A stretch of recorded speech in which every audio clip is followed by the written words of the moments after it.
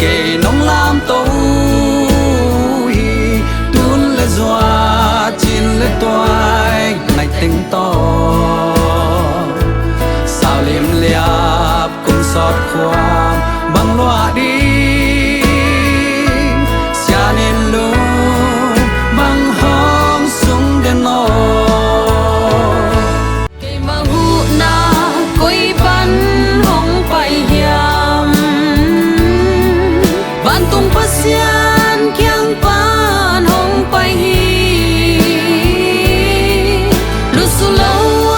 su lệ ra nông kem tấu ba riêng sang sim nông ít na chắc đến hi tấu ba hoa nghìn na vai kem bêu ama abin aman hong xem leo đi nga tấu ba giang akin yeah tấu ba hoa nghìn ama giá cái ngày lâu hi mong ngày lâu ta tôi nghĩ na liền kiếp chi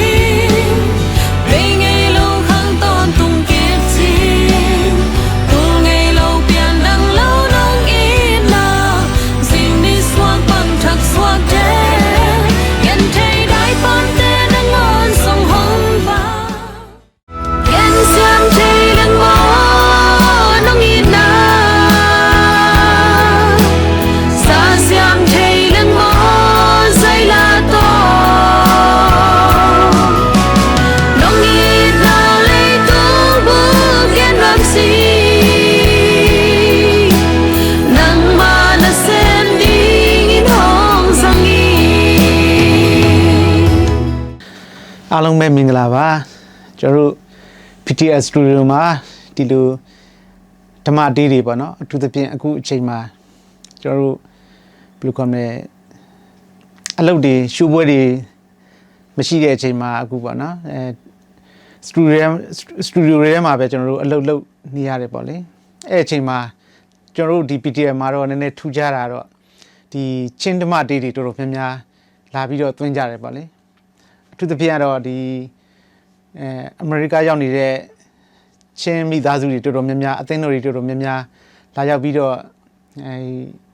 ဓမ္မတေးတွေလာသွင်းကြတယ်ပေါ့လေအဲ့သွင်းတဲ့အထက်မှာထူးထူးခြားခြားပေါ့နော်ကျွန်တော်ပြောရမယ်ဆိုရင်တော့သချင်းအပုပ်ကြီးလဲပထမတော့1 series ဟို12ပုတ်ပေါ့နော်12ပုတ်ကနေတဖြည်းဖြည်း73ပုတ်14ပုတ်နောက်ဆုံး15ပုတ်ထိအောင်အဲ့လိုမျိုးလာသွင်းတဲ့အခါကျတော့ဝမ်းလဲဝမ်းသာတယ်လို့ဘယ်လိုကောင်းလဲဒီခေတ်မှာပေါ့နော်ဒီခေတ်မှာတစ်ပုတ်စနှစ်ပုတ်စထွက်တဲ့အချိန်မှာ15ပုတ်ဆိုတော့တော်တော်များတယ်ပေါ့နော်အဲ့ဒီအခွေကိုသွင်းတာတော့ကြာပြီပေါ့နော်သွင်းတာတော့2နှစ်ကျော်လောက်တော့ရှိလောက်မယ်ထင်တယ်ခေါ်ရမှုချင်းခံသွားရတယ်ကျွန်တော်တို့ချေရတဲ့ညီကိုကင်းဘူးပေါ့နော်ကင်းဘူးကနေပြီးတော့ဒီအခွေလေးကိုသူကျွန်တော်စီမှာလာအပ်တယ်အဲ့တဲ့ခါကျတော့တီးကြဆူကြပေါ့နော်အဲ့လိုမျိုးဒါပေမဲ့လည်းကျွန်တော်တို့အားလုံးပြီးတဲ့အချိန်မှာကျွန်တော်တို့ဒီအတန်တွေအချောလုပ်မယ်ပေါ့နော်အတန်တွေတန့်ရှင်းရေးလုပ်မယ် mix down လုပ်မယ်အစုံပေါ့အဲ့အချိန်မှာကင်းဘူးကကျွန်တော်နဲ့စကားပြောတယ်ပေါ့ဆရာကြီးဟိုသူအိမ်ကနေပဲနားထောင်မယ်ပေါ့လေဟိုကျွန်တော်အခုခေတ်ကအိမ်မှာအိမ်ကနေပြီးတော့ real time နားထောင်လို့ရတယ်ဆိုတော့ကျွန်တော်ဒီကနေပြီးဆွဲတယ်ပေါ့အဲ့အချိန်မှာသူနဲ့လည်းစကားပြောဖြစ်တယ်ပေါ့လေအဲ့အချိန်မှာကကိုဗစ်ဖြစ်နေတဲ့အခါကာလဆိုတော့သူလည်းမလာဘူးကျွန်တော်တို့လည်းဒီကနေလူလက်မခံဘူးဆိုတော့အဲ့လူကနေပြီးတော့သူနဲ့အဆက်မပြတ်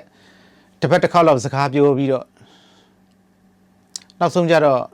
ပြောရမယ်ဆိုရင်တော့ဒီအခွေမပြီးခင်မှာပေါ့နော်မပြီးခင်မှာခေါ်ရမှုချင်းခံသွားတယ်ကင်ဘူးကတော်တော်လေးတော့လူအနေအချင်းတော့တော်တော်စိတ်မကောင်းဖြစ်တယ်ပေါ့တကယ်ကိုဂီတပါရမီရှင်တယောက်ဆုံးရှုံးရတယ်ပေါ့လေကျွန်တော်တို့အတိုင်းမသိဝမ်းနေတယ်ပေါ့လေအဲ့လိုမျိုးတစ်ခါပြန်ပြီးတော့ကီးဘုတ်သမားကျွန်တော်တို့ညီကိုဆရာမွန်ပြရနေပြီးတော့ဆရာကြီးရဲ့ပြီးအောင်ဆက်လုပ်လိုက်ရအောင်ဆိုတာနဲ့အဲ့ဒါနဲ့ကျွန်တော်တို့တပုတ်ပြီးတပုတ်ကျွန်တော်တို့လှုပ်ခဲ့တာပေါ့နော်လှုပ်ခဲ့တယ်ဆိုတော့အခုတော့ဒီနေ့ဟာလုံးဝကိုပြီးသွားပြီပေါ့နော်ပြီးသွားပြီဆိုတော့ ဘယ်လိုကောမလဲ15ပုတ်စလုံးလည်းပြီးသွားပြီဆိုတော့တော်တော်လေးလေးအားရတယ်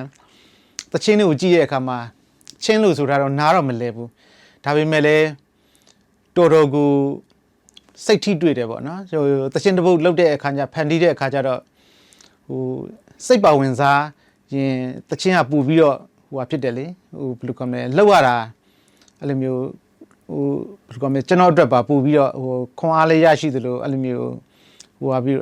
လောက်ရဂျုံတက်တာပေါ့နော်ပြောရမယ်ဆိုရင်တော့ဒီခွေလေးကနောက်တော့ထူးခြားတာကတချင်းတွေအားလုံးလဲကောင်းတယ်တီးရတွေလဲပြောစရာမရှိအောင်ကောင်းတယ်ကျွန်တော်တို့အတန်တွေအချောပြန်လုပ်တဲ့အချိန်တွေ mix down လုပ်တဲ့အချိန်တွေမှာတကယ်ကိုစိတ်ပါဝင်စားစွာနဲ့